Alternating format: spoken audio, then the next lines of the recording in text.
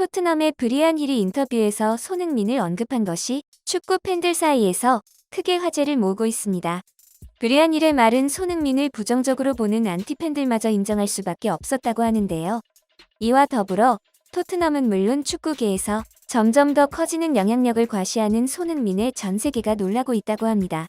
브리안 힐이 인터뷰에서 과연 무슨 말을 했던 것인지, 현재 전 세계에서 손흥민의 위상이 어디까지 올라간 것인지 한번 자세히 알아보도록 하겠습니다. 브리안 힐은 지난 여름 세비야를 떠나 토트넘에 합류했고 2026년까지 뛰기로 했다고 하는데요. 스페인 대표팀과 프리메라 리가에서 꽤 주목받았던 신성으로 기대를 한몸에 받았습니다. 그는 윙어와 측면 미드필더 포지션인데요. 그러나 어째서인지 이번 시즌이 시작되고 경기장에서 힐의 모습은 좀처럼 보이지 않았었습니다. 그리고 힐은 얼마 전 프랑크푸르트와의 경기에서 첫 출전을 하게 되었죠. 토트넘은 두 차례 프랑크푸르트와의 경기를 치렀는데요. 힐은 두 경기 모두 후반 교체 선수로 출전했습니다. 프랑크푸르트와의 첫 경기에서는 몸싸움에 밀려 매번 공을 빼앗기는 모습이었는데요. 이에 팬들의 반응은 당연히 좋지 않았죠. 하지만 두 번째 경기에서는 좋은 모습들을 보여주었는데요. 물론 부족한 피지컬 때문에 몸싸움에서는 여전히 밀리는 모습이었지만 빠른 드리블로 페널티킥을 따내는 데 성공했던 것입니다. 하지만 케인이 페널티킥을 실축하면서 상황이 안타깝게 되었죠. 이후에는 빈 공간으로 달려가서 좋은 기회를 만드는가 했는데 케인의 패스미스로 무산되고 말았습니다. 실적으로 이어지지는 않았지만 축구 전문가들은 힐에 대해 긍정적인 평가를 내놓았는데요. 그의 출전 시간이 길지는 않았는데도 불구하고 공격적으로 영향력 있는 모습들을 보여주었다는 것입니다. 그는 빠른 드리블이 자신의 장점임을 알고 활용을 잘하는 선수라고 말이죠. 피지컬 부분만 보완된다면 훌륭한 선수가 될 수 있다는 말까지 덧붙였습니다. 경기 후 힐은 인터뷰에서 자신이 부족하다는 것을 알고 있다고 했는데요. 그는 토트넘에 오기 전 나는 내가 잘하는 빠른 드리블을 내세워 플레이했었다. 이번 경기는 내가 가진 장점과 단점이 고스란히 드러난 경기였는데 새삼 손흥민이 정말 대단한 선수라고 생각했다. 손흥민은 노력을 통해 피지컬 부분을 완벽히 보완해냈다. 스피드를 활용한 손흥민의 드리블은 위협적일 정도다. 많은 축구 선수들에게 해당하겠지만 손흥민은 내 롤모델이다. 그는 롤모델로서의 완벽한 면모를 자랑한다. 라며 손흥민을 향한 동경의 감정을 유감없이 드러냈습니다. 힐은 손흥민의 플레이 스타일을 극찬했는데요. 손흥민의 빠른 스피드와 드리블은 매우 유명하죠. 푸스카스상을 받은 손흥민의 70m 드리블 원더골은 정말 최고의 골이라는 평가를 받는데요. 그는 또한 나는 토트넘과 계약하기 전에 세르히오 레길론에게 연락했었다. 레길론은 국가대표 동료인데 나보다 1년 먼저 토트넘에 합류했었다. 그때 나는 토트넘의 전반적인 생활에 대해 질문했는데 그때 그가 가장 많이 언급한 것이 바로 손흥민이었다. 레길론은 줄곧 손흥민에 대한 이야기를 하며 나에게 토트넘행을 추천했다. 라고 비하인드를 털어놓았죠. 힐이 언급한 레길론은 임대를 가기 전 손흥민의 절친으로 경기장에서 두 사람이 어울리는 모습이 자주 보였었는데요. 레길론은 흔히 말하는 성공한 덕후였습니다. 과거 인터뷰에서 레길론은 어린 시절 프리미어리그에 우상이 있었냐는 질문을 받았었는데요. 이에 레길론은 손흥민의 열렬한 팬이었다. 나는 손흥민을 사랑했다고 답변했을 정도죠. 손흥민과 레길론이 한 화면에 잡히는 일이 많았는데 특히 레길론이 손흥민을 챙기는 모습들이 많이 보였습니다. 축구 팬들은 두 사람을 보며 흐뭇해한다고 하죠. 토트넘의 라커룸 분위기가 좋다는 건 아주 유명한 이야기인데요. 토트넘 라커룸의 분위기를 주도하는 것은 손흥민인데 그는 또한 오래된 토트넘 선배로서 영입된 선수들을 잘 챙겨주기로도 유명합니다.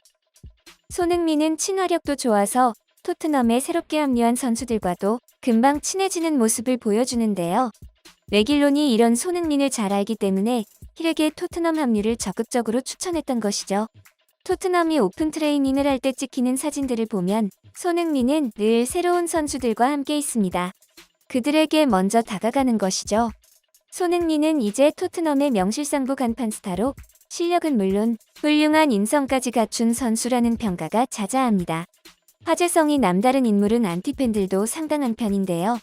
월드클래스인 손흥민도 악평이나 후평을 피할 수는 없었습니다. 영국 현지 축구 관련 매체는 지난달 손흥민에 대해 최악의 선수였다는 혹평을 남겼었는데요. 해당 매체는 이번 시즌 EPL 개막 1개월을 맞아 리그 상황을 정리하는 시간을 가졌었습니다. 그중 토트넘과 손흥민이 화두에 올랐었죠. 지난 9월 초까지 토트넘은 4승 2무 승점 14점을 얻으며 무패 행진을 이어가고 있었습니다. 팀 상황은 좋았지만 손흥민은 침묵하고 있었다고 하죠. 그는 고작 도움 1개만을 기록 중이었다는 것입니다. 매체 진행자 조 톰린스는 손흥민이 평소 실력에서 몇 마일은 멀어 보인다. 앞서 내가 본 경기에서 손흥민은 토트넘 최악의 선수였다며 꼬집었는데요. 축구 통계 사이트 후스코어드닷컴에서도 손흥민의 평균 평점이 지난 시즌보다 낮아졌던 것을 확인할 수 있었습니다. 지난 시즌에는 평점이 7.51점이었는데 9월 1일에 있었던 웨스트햄전에서는 5.92점으로 시즌 최저 점수를 받기도 했었죠. 하지만 콘테 감독은 손흥민의 부진 우려에 대해 걱정하지 않는다. 손흥민은 우리 팀에서 매우 중요한 선수다. 경기를 치르다 보면 골도 넣고 개인 성적도 더 오르게 될 것이라고 확신한다고 말할 뿐이었습니다.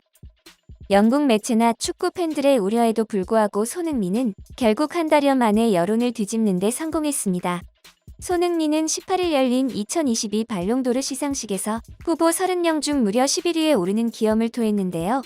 발롱도르는 프랑스 축구 전문 잡지 프랑스 풋볼이 주관하여 1956년부터 한 해 최고 활약을 펼친 선수에게 주는 세계 축구 최고 권위의 상입니다.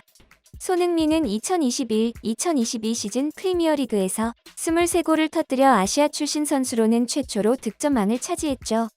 올해 후보 30명 중 유일한 아시아 국적 선수입니다. 이로써 손흥민은 자신이 보유한 아시아 출신 선수 발롱도르 역대 최고 순위를 경신하게 되었죠. 종전 기록은 프로 데뷔 후 처음으로 발롱도르 후보에 올랐던 2019년에 기록한 22위입니다. 한국 선수가 발롱도르 후보에 이름을 올린 것은 2002년 설기현, 2005년 박지성 이후 손흥민이 세 번째인데요. 손흥민은 슈퍼스타 공격수 크리스티아노 호날두와 팀 동료이자 잉글랜드 대표팀 간판 스트라이커인 해리 케인도 제쳤습니다. 호날두는 22, 케인은 21위를 기록했죠. 이렇듯 손흥민은 명실상부 아시아 역사상 최고의 축구 선수로 2020년대 기준 세계 최고의 윙어 중 한 명으로 평가받고 있는데요. 사람을 보는 안목도 뛰어나서 토트넘의 김민재를 강력하게 추천한 바 있습니다. 물론 토트넘에서 영입하지 않아 김민재는 현재 나폴리에서 뛰어난 두각을 드러내고 있죠. 이에 영국 현지 언론들은 한국인 수비수 김민재가 나폴리에서 훌륭하게 출발하자 토트넘 내부적으로 과거 손흥민의 추천에도 김민재와 계약하지 않은 게 우편이라고 인정했다고 보도했습니다. 2020년 9월 당시 영국 매체들은 손흥민이 토트넘의 김민재 영입을 추천했다고 보도한 바 있습니다.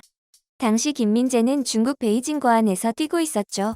토트넘은 김민재 영입 가능성을 두고 손흥민과 상의했었습니다. 실제로 토트넘 감독이었던 조세 무리뉴 감독이 김민재와 직접 영상통화를 하기도 했었다고 하는데요.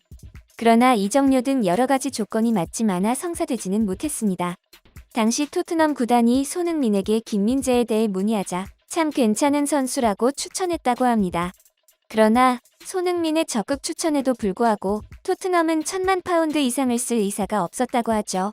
결국 김민재는 2021년 여름에 페네르바체로 이적했었습니다. 터키에서 1년간 뛴 김민재는 1,800만 파운드의 나폴리로 이적했고 이번 시즌 나폴리의 놀라운 출발의 주역이 되었죠. 다들 아시는 것처럼 나폴리 유니폼을 입게 된 김민재는 철벽 수비와 함께 헤딩으로 2골을 뽑아냈습니다. 덕분에 나폴리는 세리에 A에서 선두를 달리고 있고 유럽 챔피언스 리그에서 4승으로 16강행을 조기 확정했습니다. 나폴리는 개막 후 12승 2무로 무패를 달성하고 있죠. 나폴리 팬들은 김민재를 벽이나 철기둥이라 부릅니다. 해당 기사를 다룬 매체는 토트넘은 손흥민에게 김민재 영입을 강하게 밀어붙이지 않은 게 잘못이었다고 사과했을 것이라고 덧붙였는데요. 토트넘은 김민재를 대신해 1,100만 파운드의 웨일스 국가대표 조 로든을 영입했습니다. 그러나 로든은 2시즌간 단 24경기만 뛰고 지난 8월 프랑스 렌으로 임대되었죠. 이후 토트넘은 김민재와 비슷한 스타일의 크리스티안 로메로를 영입했죠. 1,000만 파운드가 결코 적은 돈은 아니지만 선수 영입에 있어 토트넘은 결과적으로 소탐대실에 과오를 저질러버리고 말았네요. 오랜 선수 생활 후에 선구안마저 지니게 된 손흥민의 추천을 더 귀담아 듣고 신중하게 결정했더라면 토트넘은 그야말로 최강의 팀이 되었을 테니 말입니다. 지금까지의 이야기들로 말미암아 손흥민이 얼마나 대단한 영향력을 지녔는지 알 수 있었는데요. 남은 시즌 동안도 손흥민 선수가 열심히 뛰면서 새로운 신화를 써내려 가기를 바랍니다.